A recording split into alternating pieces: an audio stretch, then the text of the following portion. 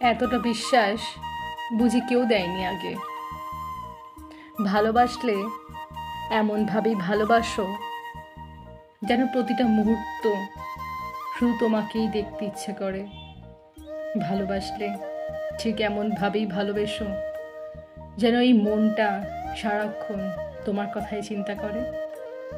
ভালোবাসলে ঠিক এমনভাবেই ভালোবেসো যেন পৃথিবীর সব থেকে সুন্দর তোমার হাসি লাগে।